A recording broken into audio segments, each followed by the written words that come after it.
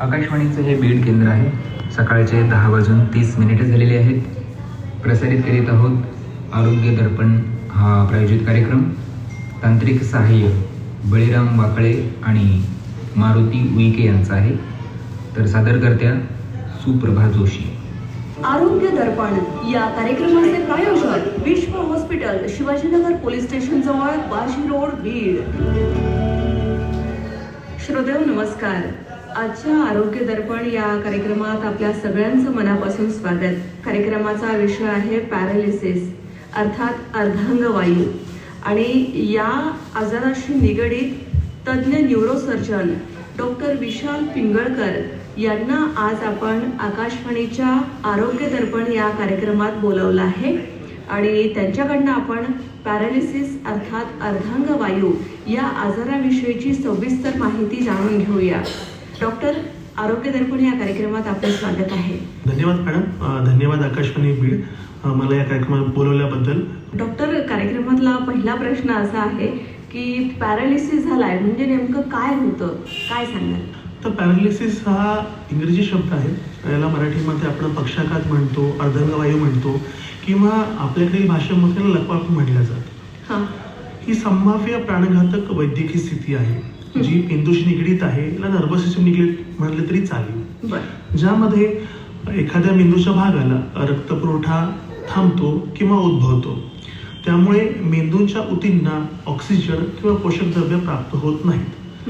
त्यामुळे काही मिनिटांमध्येच हजारो न्यूरॉन्स म्हणजे नर्व रिलेटेड ज्या ऊती आहेत यांचा नाश होतो. ज्यामुळे पेशंटला चिरस्थायी मेंदूचे नुकसान, दीर्घकालीन अपंगत्व किंवा मृत्यू देखील होऊ शकतो. म्हणजे बऱ्यापैकी गंभीर असा हा आजार आहे आणि याला खूप काळजीपूर्वक हाताळणं सुद्धा गरजेचं आहे. मेंदू मणका न स्वीकाराने त्रस्त आहात तर मग तज्ज्ञ न्यूरोसर्जन डॉक्टर विशाल पिंगळकर यांचे विश्व neuro spine surgical super speciality hospital आपल्या सेवेत आहे ना. बीड मधील एकमेव आणि अत्याधुनिक सुविधांनी युक्त हॉस्पिटल, शिवाजीनगर पोलीस स्टेशन जवळ, वाशी रोड, बीड. मोबाईल 8208 9524 42. मेंदूच्या रसांची तपासणी करण्यासाठी आवश्यक EEG आणि NCV मशीन्स उपलब्ध.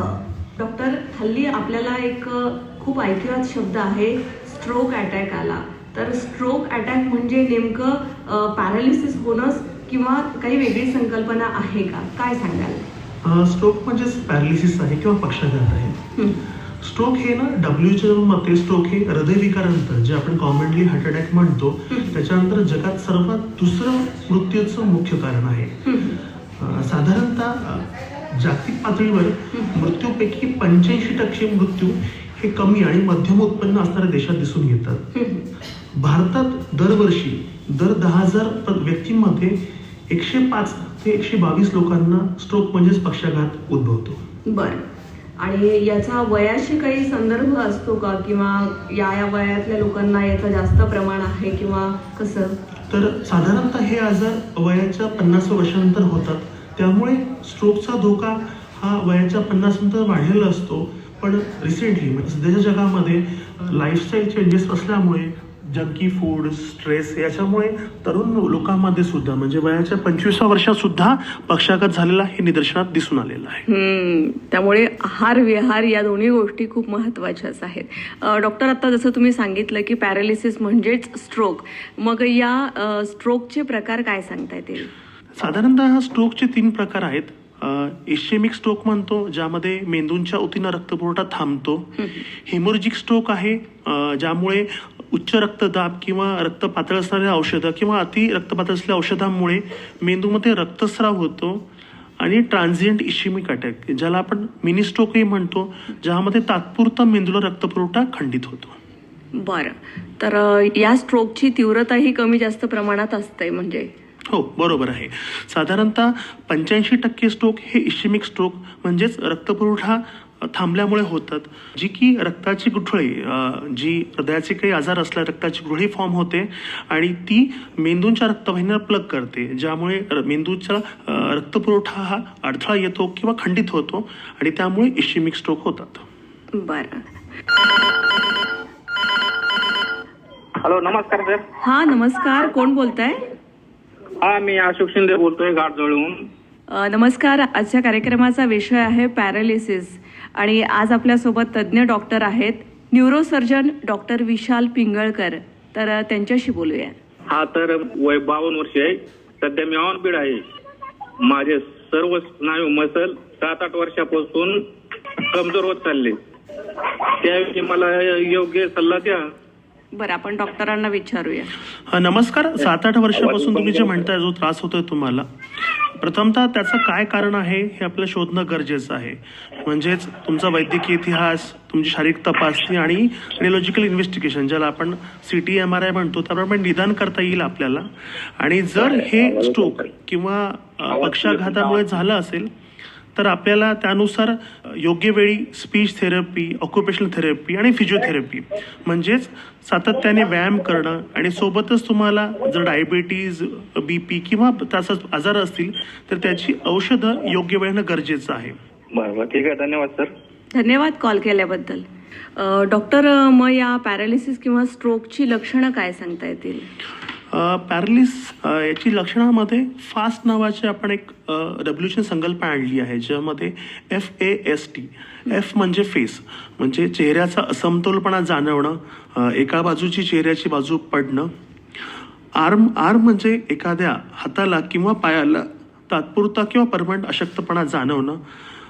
त्यानंतर स्पीच. S म्हणजे स्पीच म्हणजे बोलण्यात अडखळता येणं, बोलण्यात शब्दात समन्वयता न येणं किंवा बोलता न येणं, एखादी व्यक्ती बोलताना समन्वय न साधता येणं, ही पण कारणे दिसून येतात. आणि ज्यामध्ये टाईम हा फार महत्त्वाचा विषय आहे, ज्यामध्ये जर पेशंटला इस्केमिक स्ट्रोक आला तर 4.5 तास, ज्याला आपण गोल्डन आवर म्हणतो, त्यामध्ये जर आपण योग्य ट्रीटमेंट केली, निदान करून त्याला थ्रोम्बोलाइज केलं तर त्याला जो अशक्तपणा झालेला आहे तो कायमचा नाहीसा होऊ शकतो.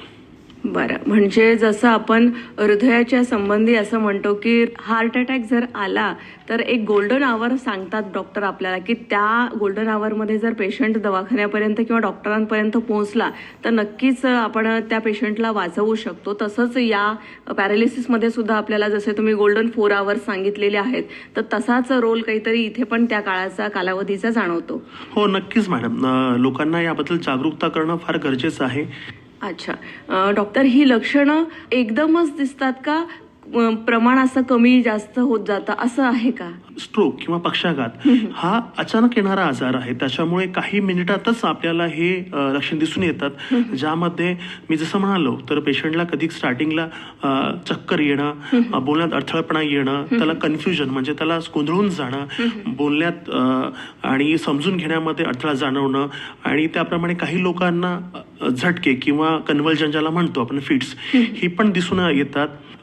त्याप्रमाणे पेशंटला चालताना अडखळतपणा येणं आणि असमतोल राहणं ही फार महत्त्वाची लक्षणे लवकरच दिसून येतात.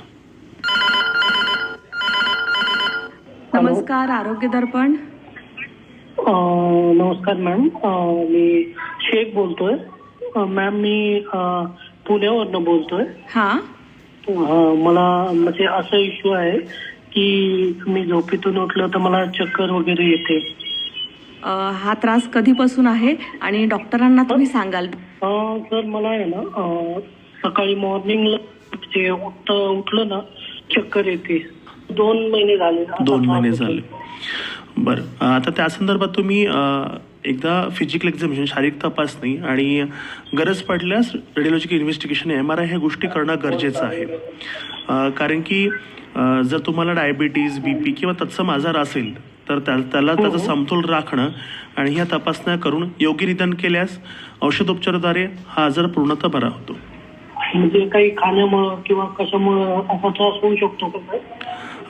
तसं साधारणतः असं खाण्यामुळे होणार नाही, पण जर तुम्हाला जर मधुमेह असेल तर गोड पदार्थ टाळणं, किंवा मग जर हायपरटेन्शन म्हणजे रक्तदाबाचा त्रास असेल तर जास्त मीठ असलेले पदार्थ टाळणं ही गरजेचे आहेत. हा, धन्यवाद फोन केल्याबद्दल. Okay, thank you ma'am, thank you very much. बरं डॉक्टर, जर एखाद्या रुग्णाला पॅरालिसिसचा अटॅक आलेला आहे, तर त्याच्या शेजारी किंवा त्याच्या आजूबाजूला जी व्यक्ती असतात तर त्यांच्या रोलबद्दल काय सांगावं, की त्यांचा पहिला रोल काय असेल? ज्याप्रमाणे मी फास्ट बोललेलो आहे की जसं फेस, आर्म, स्पीच ही जी लक्षणं आहेत ती लोकांना आजकाल लगेच कळून जातात. मी जसं प्रमाणे म्हणलं, टाईम इज ब्रेन, म्हणजे 4.5 तास हे गोल्डन आवर आहे. त्यामुळे आजूबाजूच्या नातेवाईकांनी वेळ न दवडता, टाईम जे म्हणाले याच्यामध्ये फास्टमध्ये वेळ न दवडता लवकरच लवकर तज्ज्ञ डॉक्टरांकडे म्हणजेच मेंदूविकार तज्ज्ञाकडे घेऊन जाणं गरजेचे आहे. ज्याप्रमाणे ते त्यांचा वैद्यकीय इतिहास, शारीरिक तपासणी आणि गरज पडल्यास रेडिओलॉजिकल इन्व्हेस्टिगेशन्स करून याचं निदान करून जलद आणि आक्रमक वेगवान ट्रीटमेंट म्हणजेच त्याला लवकर औषधोपचार आणि हे सगळं चालू करून त्याचा हा आजार पूर्णतः बरा केला जाऊ शकतो. आणि जसं आपल्याकडे काही झालं की पहिल्यांदा पाणी द्या, पेशंटला पाणी द्या, असा हा जो प्रकार केला जातो, तर स्ट्रोक आलेल्या पेशंटला पाणी देणं हे कितपत योग्य आहे? ते चुकीचं आहे. स्ट्रोक म्हणजे मेंदूमध्ये जो रक्तपुरवठा झाला त्याच्यामुळे मेंदूचे पूर्ण कंट्रोल्स निघून जातात, ज्यामुळे पेशंटला गिळता येण्याची शक्यता किंवा मग ठसका ह्या गोष्टीच असतात. त्यामुळे जर पेशंटला जर आपण त्या अवस्थेत पाणी दिलं तर तो पोटात न घेण्याच्या छातीत जाऊ शकतो, छाती संसर्ग होऊ शकतो आणि पेशंटला ऑक्सिजनची लेवलची कमतरता जाणू शकते. त्यामुळे पेशंटला फक्त लवकरात लवकर दवाखान्यात किंवा हॉस्पिटलमध्ये आणि मेंदूविकार तज्ज्ञाकडे कसे घेऊन जाता येईल याची नातेवाईकांनी तजवीज करणे गरजेचं आहे. अगदीच डॉक्टर, ही तर खूप छान सांगितलं डॉक्टर, ही महत्वाची माहिती आमच्यापर्यंत पोहोचवली. मेंदू, मणका, नस विकारांनी त्रस्त आहात तर मग तज्ञ न्यूरोसर्जन डॉक्टर विशाल पिंगळकर यांचे विश्व neuro spine surgical super speciality hospital आपल्या सेवेत आहे ना.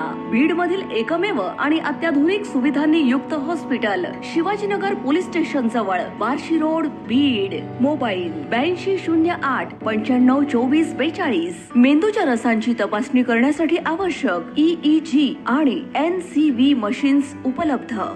डॉक्टर, आता तुमच्याकडे जेव्हा स्ट्रोकचा किंवा पॅरालिसिसचा रुग्ण दाखल होतो तर तेव्हा त्यांच्यासाठी टेस्ट किंवा उपचार पद्धती काय आहे?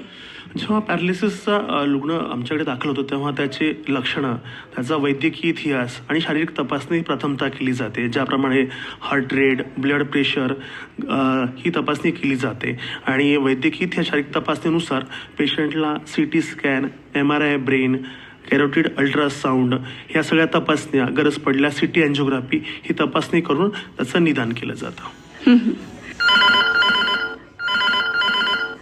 हॅलो, नमस्कार, आरोग्य दर्पण कार्यक्रम. हा, मी गोवर्धन विठ्ठल नागरगोजे, कुंदा वडगाव, तहसील तालुका बीड, पिंपळनेर जवळ. बरे. हा ना मॅडम, मला पॅरालिसिस झाला बघा. मला पॅरालिसिस होऊन 3 वर्षाचा काळ झाला बघा.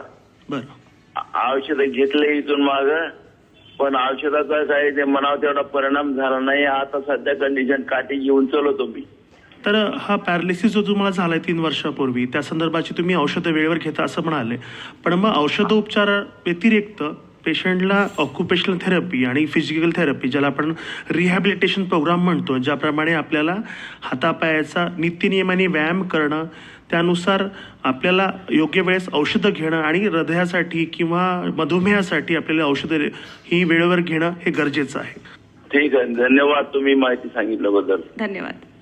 डॉक्टर, तुम्ही बोलताना सांगितले पण आहे पॅरालिसिस झाला त्याच्यानंतर बऱ्यापैकी सुधारणाही होते, तर या पॅरालिसिसच्या कालावधीबद्दल काय सांगता येईल? किती कालावधीपर्यंत हा आजार चालू शकतो किंवा बरा होऊ शकतो?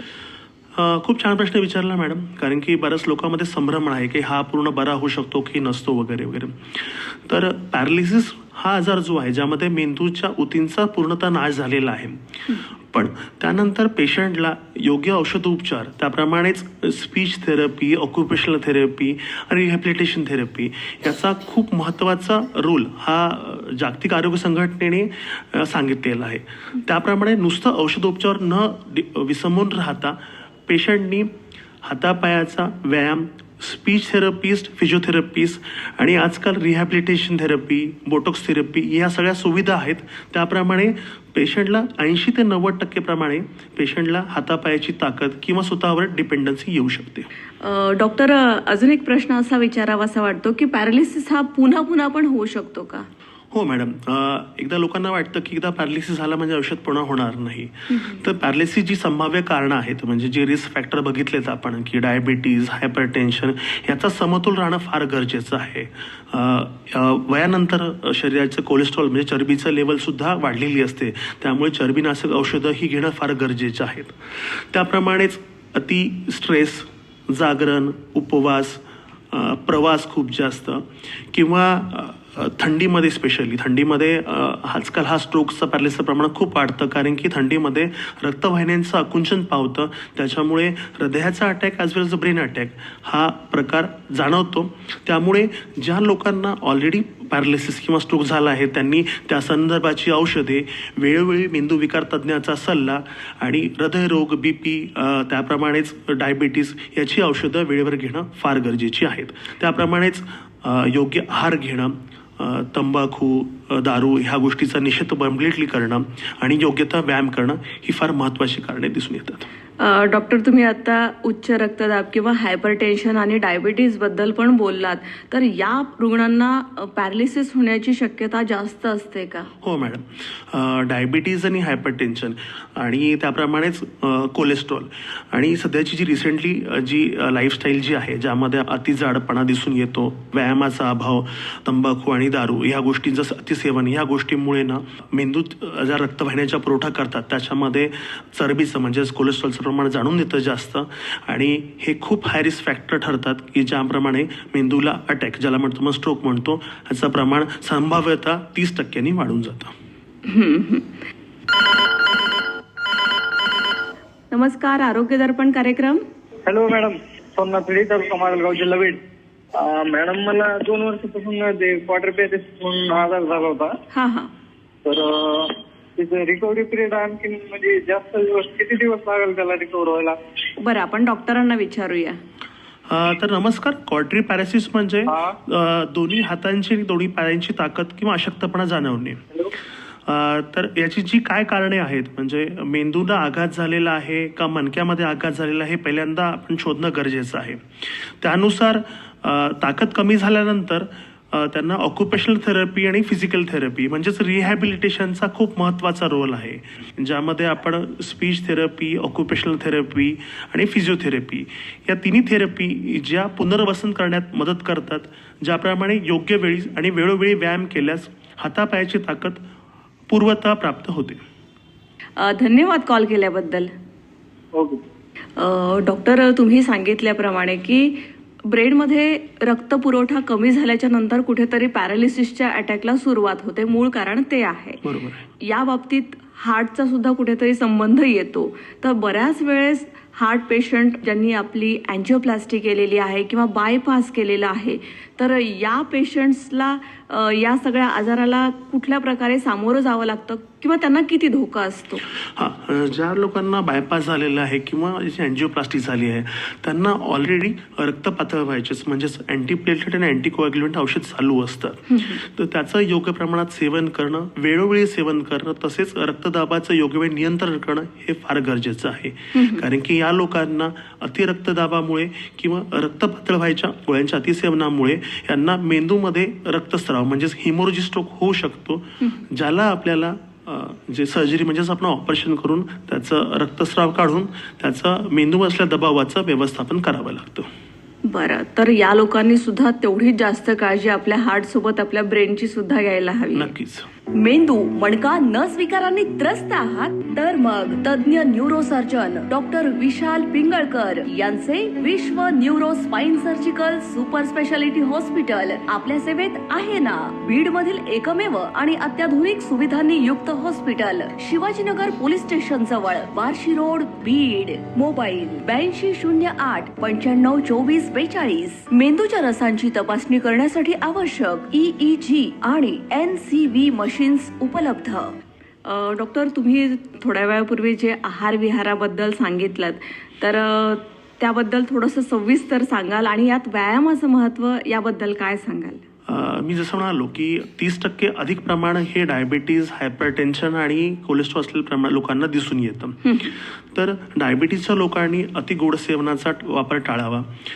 हायपरटेन्शनच्या लोकांनी जेवणामध्ये मिठाचं प्रमाण कमी ठेवावं. तसंच कोलेस्ट्रॉल ज्यांचं आहे त्या लोकांनी तेलकट मसालेदार पदार्थ थांबवावे.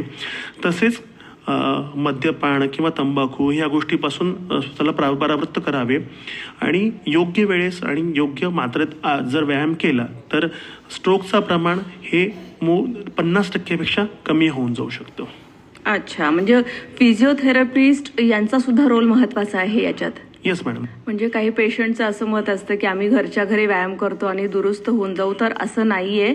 जे काही घरच्या घरी करण्यासारखे व्यायाम आहेत ते करू शकतात, पण ऑफिशियल थेरपिस्ट जे फिजिओथेरपिस्ट आहेत त्यांच्याकडे काही ट्रीटमेंट्स त्यांना कराव्याच लागतात किंवा ते आवश्यक आहेत करून घेणं. वेस्टर्न कंट्रीजमध्ये पॅरालिसिस झाल्यानंतर ह्या 3 त्रिसूत्रीचा म्हणजे रिहॅबिलिटेशनचा खूप महत्त्वाचा रोल आहे. म्हणजे जर 50% जर औषधोपचार म्हणतील तर 50% ही त्रिसूत्री ते वापरले जातात. त्याच्यामुळे पॅरालिसिसच्या तिथे लोकांचं जे पुनर्वसन केलं जातं त्यामुळे ते बऱ्यापैकी इंडिपेंडेंट होऊन जातात.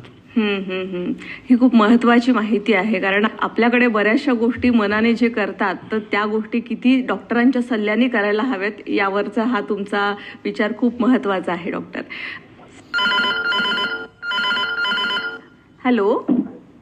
हा नमस्कार मॅडम. हा नमस्कार, आरोग्य दर्पण कार्यक्रम. फिजिओथेरपिस्ट बोलतो मॅडम, बालम टाकळी, तालुका शाहू, जिल्हा अहमदनगर. माझा प्रश्न असा होता मॅडम हा की माझ्या ना उजव्या हाताला आहे ना थोड्याशा मुंग्या येतात जास्त. हा आणि कधी कधी एखादी वस्तू हातात घेतली तर ती लगेच पडते आणि प्राणायाम योगासन करतो मी, पण तरी पण असं का होतं? बरं, आपण डॉक्टरांना विचारूया. नमस्कार. तुम्ही जो प्रश्न विचारला आहे ज्यामध्ये तुम्हाला उजव्या हातामध्ये अशक्तपणा जाणवतो आणि हाताला मुंग्या येतात, तर याचे मेंदू रिलेटेड आणि मणक्या रिलेटेड कारण असू शकतात.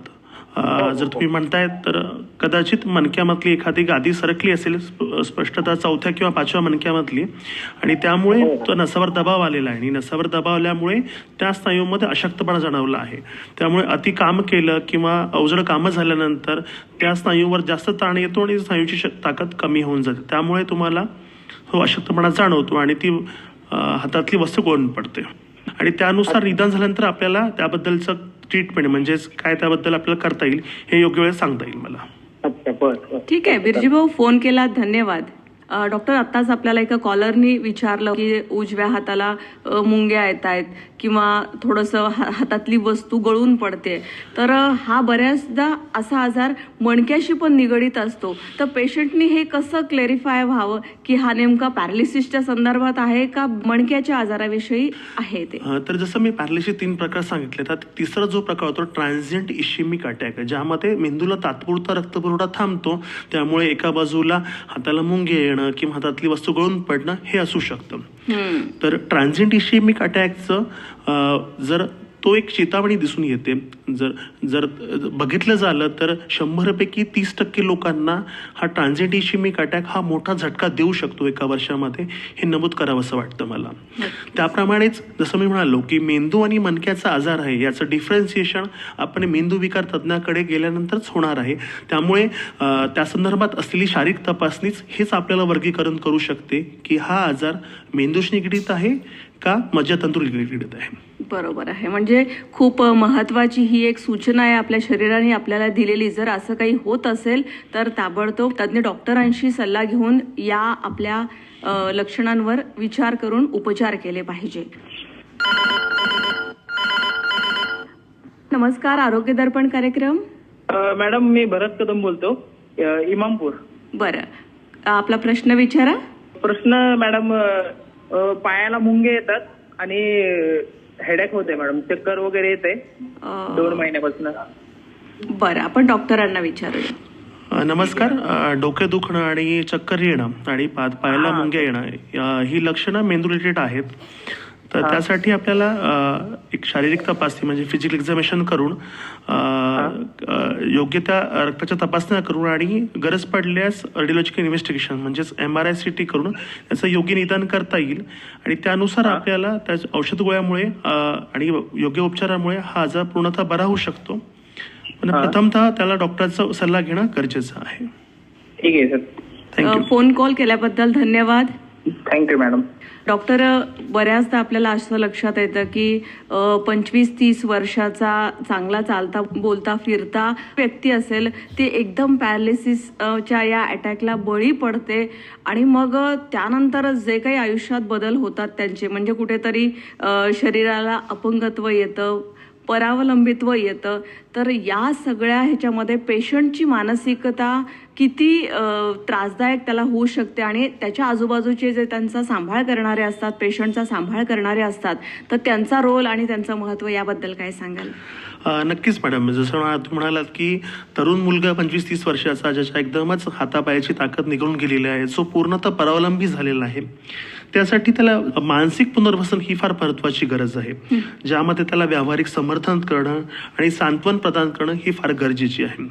त्याबद्दल त्याच्या मित्र आणि कुटुंबियांना याबाबत अवगत करणं ही काळाची गरज आहे, ज्यामुळे त्याचं आत्मविश्वास, स्वावलंबत्व वाढून तो पूर्णतः निरोगी आयुष्य जगण्यास मदत होऊ शकते. कारण अशा पेशंट्समध्ये अचानक आलेला चिडचिडेपणा हा सुद्धा एक महत्त्वाचं लक्षण असू शकतं. तर अशा वेळेस त्याच्या आजूबाजूच्या लोकांनी त्याच्यावर राग न काढता किंवा त्याला थोडंसं समजून घेऊन या सगळ्या गोष्टी हाताळल्या तर कुठेतरी पेशंटही लवकर बरा होईल असं आपल्याला कळतं. मेंदूचे सगळे जे आजार आहेत ते मानसिकतेबद्दल बऱ्यापैकी रोल प्ले करतात. त्याच्यामुळे त्याला सांत्वन ॲज वेल एज त्याला आत्मविश्वास देणं ही फार महत्त्वाची गरज आहे. डॉक्टर, आता तुम्ही खूप छान माहिती दिलेली आहे. मेंदू मणका न स्वीकाराने त्रस्त आहात तर मग तज्ञ न्यूरोसर्जन डॉक्टर विशाल पिंगळकर यांचे विश्व neuro spine surgical super speciality hospital आपल्या सेवेत आहे ना. बीड मधील एकमेव आणि अत्याधुनिक सुविधांनी युक्त हॉस्पिटल, शिवाजीनगर पोलीस स्टेशन जवळ, बार्शी रोड, बीड. मोबाईल 8208 95 24 42. मेंदूच्या रसांची तपासणी करण्यासाठी आवश्यक EEG आणि NCV मशीन्स उपलब्ध. डॉक्टर, आता असा एक प्रश्न विचारावासा वाटतो की बऱ्याचदा पेशंटला पॅरालिसिस झालेला असतो, तात्काळ काही उपचार पद्धतीही केली जाते आणि जसं तुम्ही सांगितल्याप्रमाणे याचा कालावधी जास्तीचा सुद्धा असू शकतो. मग बऱ्याच वेळा पेशंट्स डॉक्टरांकडे येण्यासाठी टाळाटाळ करतात किंवा जे व्हिजिट्स त्यांनी आपल्या या आजाराबाबत संदर्भात द्यायला पाहिजेत त्याकडे दुर्लक्ष केलं जातं. तर त्याबद्दल काय सांगाल? हे प्रामुख्याने दिसून येतं की एकदा पॅरालिसिस झाल्यानंतर पेशंट हे एक ठराविक त्याची मानसिकता ठरलेली असते की मला ही औषधं घ्यायची आणि मला काही होणार नाही वगैरे. तर इथेच त्यांची गफलत होऊन जाते आणि यामध्ये पेशंटला म्हणजे फिजिकल एक्झामिनेशन आणि मेंदू विकार तज्ज्ञाकडे रेग्युलर फॉलोअपचा अभाव असल्यामुळे त्यांना पुन्हा स्ट्रोकचा धोका संभावतो आणि त्या संदर्भातील औषधं ज्याची काही दुष्परिणाम पण असतात आणि काही त्याला मॉनिटरिंगची गरज असते, म्हणजे त्याचा रक्तातील प्रमाण हे समतोल राखण्याची गरज असते. तर त्या रक्ततपासा न केल्यामुळे मेंदूला रक्तस्राव होण्याची शक्यता असू शकते किंवा परत पेशंटला पॅरालिसिस होण्याची धोका जाणवतो. त्यामुळे रेग्युलर फॉलोअप हा याच्यामध्ये की रोल प्ले करतो.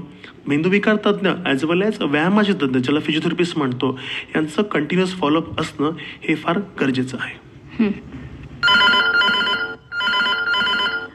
हॅलो. हा मॅडम. हा, नमस्कार. मी केजून बोलतो. कृष्णा शेळके. बरं, प्रश्न विचारा. मॅडम, मला मागील ना 3 महिन्यापासून काय होतं ना, एक साईड डोकं दुखतं माझं. बरं. काय होतं, डोकं दुखताना नाही का उजव्या साईडचं डोकं दुखतं आणि त्यावेळेस नाही का डोळ्यातून पाणी येत होतं. बरं, आपण डॉक्टरांना विचारूया.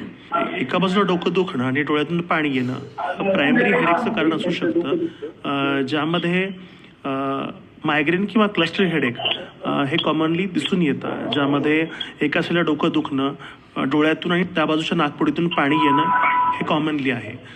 योग्य वेळी औषध उपचार करून आणि गरज पडल्यास निदान म्हणजे MRI ह्या गोष्टी करून आपल्यास निदान करता येतं आणि योग्य औषध उपचाराद्वारे हा रोग पूर्णतः बरा केला जाऊ शकतो.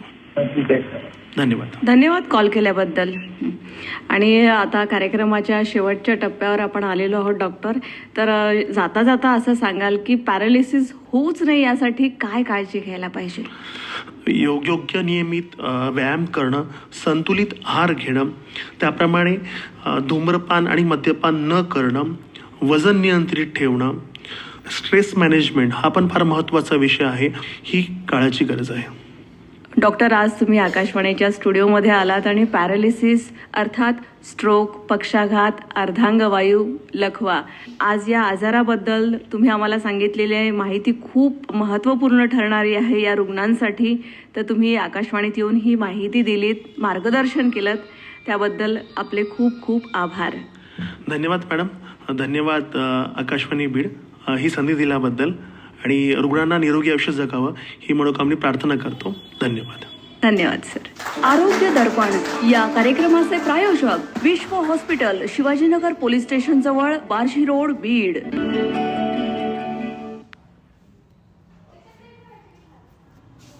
आरोग्य दर्पण हा प्रायोजित कार्यक्रम आपण ऐकलात. तांत्रिक सहाय्य बळीराम वाकळे आणि मारुती उईके यांचं होतं. तर